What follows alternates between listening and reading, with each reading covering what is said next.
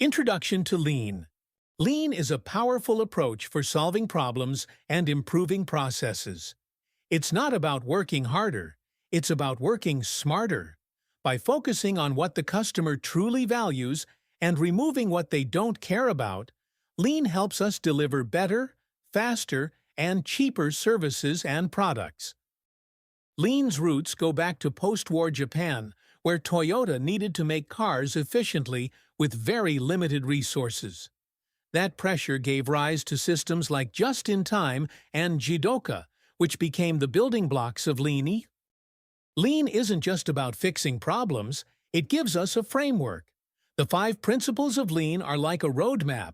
If you follow them, you can transform any process, whether it's making cars or serving coffee. Value is what the customer actually cares about. Everything else might be necessary, or it might be waste. Lean helps us separate the essentials from the clutter, so we can focus on doing the right things well.